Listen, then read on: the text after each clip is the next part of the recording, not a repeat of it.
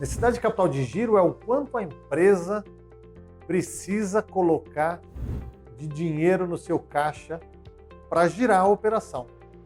Por algum problema, seja a empresa recém-inaugurada e que ainda não conseguiu atingir o ponto de equilíbrio, como a gente já viu, e aí precisa ainda ser injetado capital mês a mês para cobrir folha de pagamento, aluguel. Então, essa é a necessidade de capital de giro.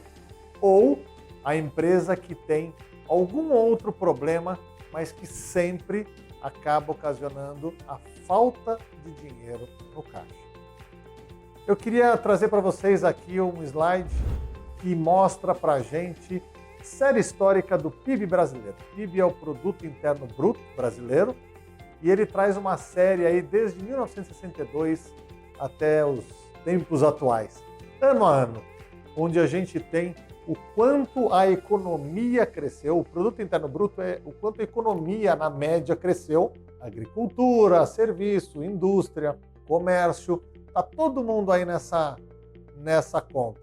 E aí a gente vê que alguns períodos, alguns anos, o PIB foi de 10%, 12%, 13%, como foi ali na década de 70, né, que a gente está olhando. Depois tivemos algumas quedas. Uma primeira queda que foi ali em 1981. Entre 81 e 84 foi uma primeira queda. Acontece uma coisa muito interessante na economia, ou pelo menos aconteceu aqui na economia do Brasil, onde cada vez que o PIB fica negativo é uma crise. E o que aconteceu? Troca de governo. A gente está olhando ali 81, 82, 83, 84, ali onde a gente tinha um PIB negativo, e aí não teve outro jeito. Fim da era militar, começo da democracia, começa um novo governo. Depois a gente teve uma próxima etapa ali, 90, PIB bem negativo, mais de 4 pontos percentuais negativos. A economia foi um desastre. Ano seguinte, muito pouco recuperado, e no ano seguinte de novo volta a ter um PIB negativo ali em 92, mais ou menos. O que aconteceu?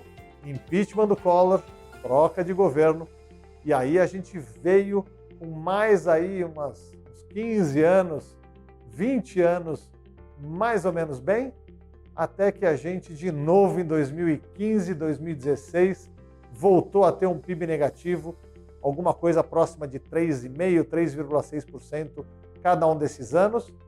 Impeachment de novo na Dilma, e aí a gente troca de governo novamente. Então, essa é uma curiosidade, é um detalhe, né?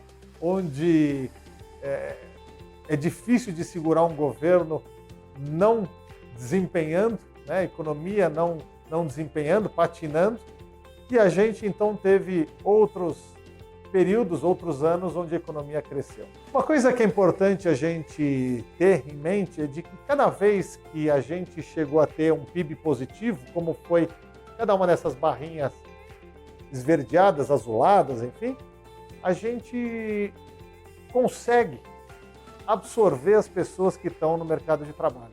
A gente consegue não só absorver os novos entrantes, as pessoas que estão se formando, como parte das pessoas que estão desempregadas. Cada vez que o PIB é zero, ou próximo de zero, a gente não consegue absorver os novos entrantes e muito provavelmente a gente vai acabar mandando gente para a rua. Quando o PIB é negativo, aí é um desastre. A gente não consegue absorver ninguém novo e boa parte das pessoas que estavam já trabalhando viram desempregadas. É aí que começa toda a recessão. Então, a gente tem aí curvas inversamente proporcionais. Aumenta o PIB, diminui o desemprego, diminui o PIB, aumenta o desemprego. Assim que acontece.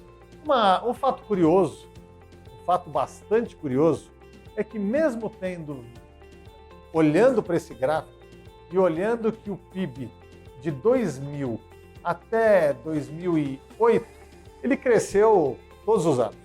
Nenhum ano foi negativo. Cresceu de 2000 a 2008 todos os anos. E o que aconteceu praticamente nessa década?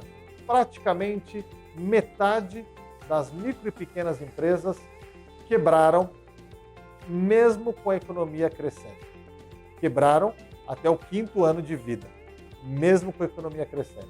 É muito curioso isso, porque quando a gente pensa que a economia está crescendo, o PIB está crescendo, as empresas na média estão vendendo mais, é difícil pensar que uma empresa está quebrando ou quebrou porque estava num bom momento de vendas. Em uma pesquisa feita com microempreendedores, microempresários, saiu essas respostas vindas deles que tinham já ido à falência. 29% quebrou por falta de cliente, ou diz ter quebrado por falta de cliente. 21% por falta de capital, falta de caixa. 11% por falta de administração ou mau planejamento. E 39% ou não souberam responder, ou falaram que foi culpa do governo, do câmbio, da tributação. Cá para nós, mais do que 11% quebrou por falta de administração e de planejamento. Mas o que me chama mais atenção, mesmo pensando numa década de crescimento, é que 21% quebrou dizendo que faltava caixa, mesmo com as vendas crescendo. Isso é curioso. Quando a gente pensa nesse motivo, a gente precisa investigar um pouquinho mais a fundo. Eu queria apresentar para vocês indicadores que a gente já tratou aqui. Indicadores como o prazo de estocagem. Desde o momento que eu compro uma mercadoria até o momento que eu vendo essa mercadoria ficou no meu estoque por 30, 60, 90 dias. E assim que eu vendo, eu também dou um prazo para os meus clientes pagarem. É o prazo de recebimento das vendas. Na contrapartida, a gente tem o prazo que os fornecedores nos dão para que a gente pague os boletos. Vamos pensar que no momento que eu fiz a compra, eu me estoquei por 30 dias e eu acabei recebendo em mais 30 dos meus clientes. Então, eu tenho um ciclo operacional de 60 dias. E os fornecedores me deram 30 dias para eu pagar. Portanto, eu tenho ainda um desencaixe, um ciclo financeiro, mas é um desencaixe financeiro, está faltando caixa. De qualquer maneira, esses 30 dias. Eu me estoquei por 30, assim que eu vendi já era o prazo de eu pagar o boleto e ainda tive que esperar mais 30 para receber dos meus clientes. Muito bem, o que significa isso? Que a gente pode estar vendendo bastante, sim, mas que a gente pode quebrar por estar vendendo bastante.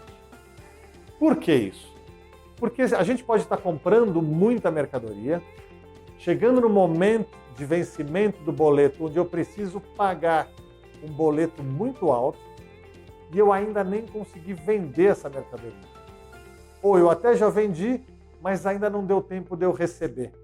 E como eu já vendi e ainda estou aguardando para receber, já está na hora de eu comprar mais mercadoria. E eu não tenho nem esse dinheiro para comprar mais mercadoria. E aí chega no momento que eu já tenho meus compromissos, né, para pagar, os meus boletos muito altos, porque as minhas vendas foram crescendo, então os boletos foram crescendo na mesma proporção, são os custos variáveis, né? É o nosso CMV, então foi crescendo e a gente não recebeu esse dinheiro.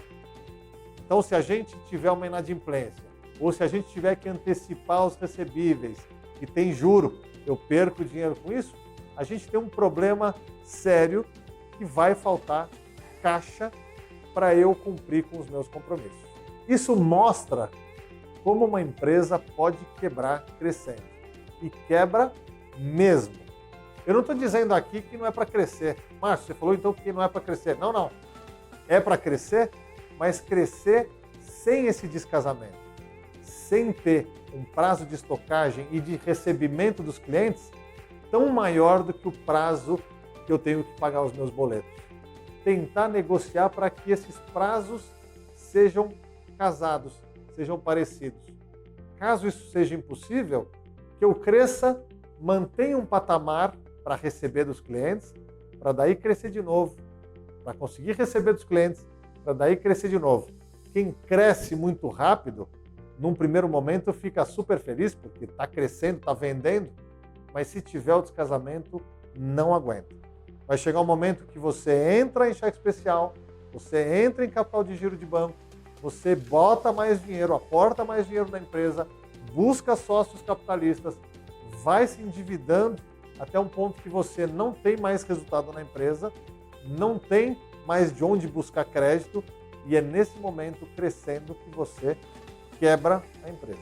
Márcio, a gente então está vendo em prazos, né? Estoque, mais recebimento, menos pagamento, então em prazo a gente consegue ver se está descasado ou não. Sim. A gente consegue ver em valores? Sim. Como é que a conta é feita? Várias coisas vêm do próprio DRE também.